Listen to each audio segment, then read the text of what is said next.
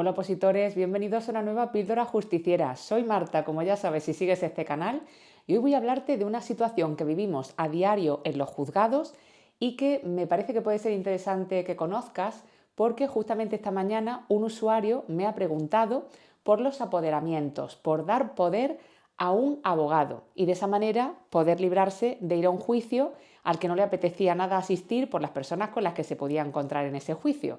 Me ha parecido muy interesante como idea para este canal, para repasar contigo todo esto de los apoderamientos, para que tú como opositor de la Administración de Justicia conozcas muy bien las diferentes formas de apoderar y las implicaciones que esto tiene.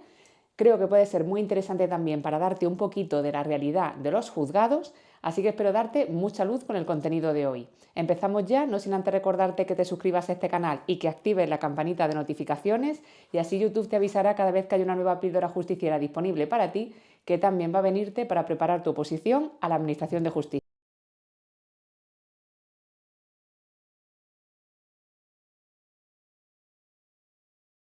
Lo primero que te voy a contar es en qué consiste esto del apoderamiento. Cuando un demandante o un demandado en un procedimiento judicial apoderan a un abogado, a un procurador o a un graduado social para que le represente en la tramitación durante todo ese procedimiento judicial, lo que está haciendo es darle poder a ese profesional. Lo que está haciendo es conferirle la facultad, otorgarle la facultad de actuar en su nombre y representación de tal manera que cuando ese representante acude al juzgado y actúa en nombre de su representado, es exactamente igual que si fuera el propio representado el que estuviera allí presencialmente actuando, porque se le ha dado ese poder. Si eres el demandante o el demandado en un procedimiento judicial y das poder, por ejemplo, a un abogado para que actúe por ti durante ese procedimiento judicial, puedes otorgar un poder general o puedes otorgar un poder especial. Cuando otorgas un poder general, digamos que estás otorgando a ese profesional la capacidad de actuar por ti de una manera general, sobre todo para cuestiones que no tengan tan grandes implicaciones. ¿Por qué?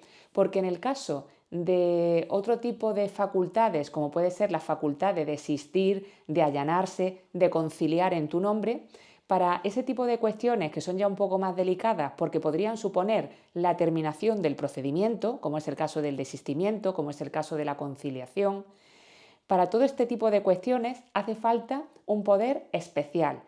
Por tanto, la persona que da poder decide el alcance de ese poder. Si tú eres el demandante de un procedimiento y apoderas a un abogado, tú decides hasta dónde llegan las facultades de ese abogado. Tú decides para qué lo apoderas, para qué le das facultad para actuar por ti. Y otra cuestión importante, igual que podemos otorgar poder a un representante, a un abogado, a un procurador, a un graduado social, también podemos revocar ese poder. Imaginemos el caso de que a lo largo del procedimiento judicial, por el motivo que sea, hemos apoderado a un abogado, pero a lo largo del curso del procedimiento sentimos que no tenemos entendimiento con ese abogado. Por el motivo que sea, no nos apetece que esa persona nos siga representando. Pues bien, quien otorga el poder está igualmente facultado para revocar ese poder. Yo puedo retirarle a ese representante esas facultades que le concedí para que actuara en mi nombre y puedo ejercerlas yo o puedo otorgar poder a otro representante diferente.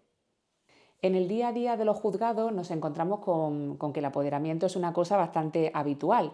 En el caso del usuario al que yo he atendido hoy mismo, su pregunta tenía que ver con poder librarse de acudir al acto del juicio. ¿Por qué? Él era el demandante y no le apetecía coincidir con la parte demandada en el acto del juicio, no le apetecía que se vieran las caras en ese acto del juicio.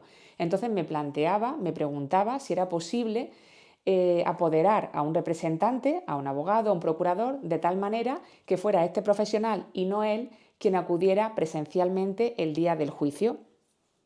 Y sí, efectivamente puede apoderar a un representante legal, a un abogado, por ejemplo, como era el caso, porque era lo que pretendía hacer este usuario, apoderar a su abogado, de tal manera que él no tenga que asistir el día del juicio. Pero es que además le puede facultar para que concilie en su nombre, para que se allane en su nombre, para que desista en su nombre, según las circunstancias que se puedan dar, incluso para el cobro de cantidades en su nombre. Imaginemos el caso de un juicio que se celebra, A continuación recae una sentencia y en esa sentencia se condena a la parte demandada al pago de una serie de cantidades. Pues el demandante podría haber apoderado a su abogado no solamente para asistir por él al juicio, recibir todas las notificaciones del procedimiento judicial, sino que incluso puede apoderarle para ser él, el abogado, quien perciba las cantidades, de tal manera que, por ejemplo, no necesitemos ni el número de cuenta del demandante en cuestión o no se le tengan que facilitar datos personales del demandante durante el procedimiento, sino que todo quede en el contacto con el abogado.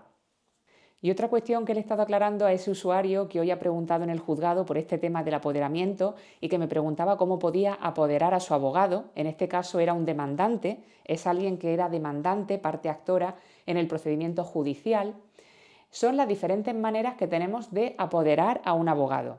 Existen diferentes formas, la más conocida, seguramente por todos, es la de acudir a un notario y apoderar ante notario a ese representante legal. Lo que haríamos sería acudir a una notaría y entonces ese fedatario público, el notario, daría fe de que hemos apoderado a ese abogado para que actúe por nosotros en ese procedimiento judicial. Cuando acudimos a una notaría, esto conlleva una serie de gastos. Normalmente el apoderamiento de un abogado pues, puede suponer entre 40 y 60 euros, para que nos hagamos una idea.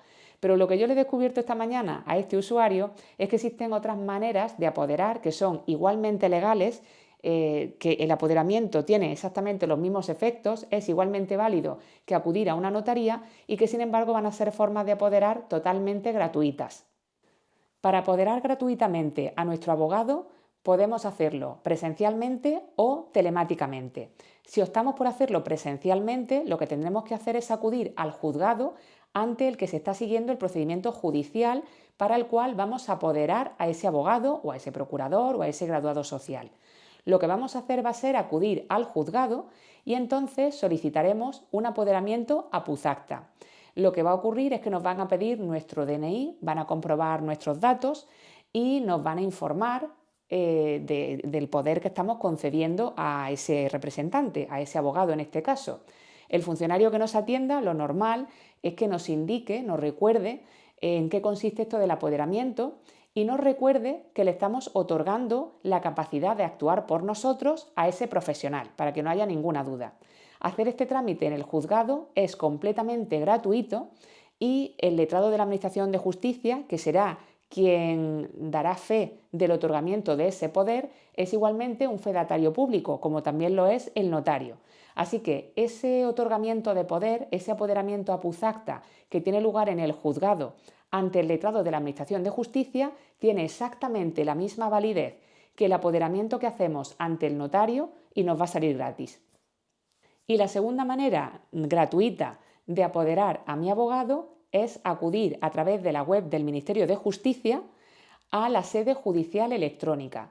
Con esto lo que vamos a hacer va a ser apoderar a nuestro abogado también gratuitamente, pero en este caso de manera telemática. Eso sí, esta vez necesitaremos nuestro DNI digital o nuestro certificado digital. Y una precaución a tener en cuenta si optamos por la sede judicial electrónica, es decir, por este apoderamiento por vía telemática a través de la web del Ministerio de Justicia.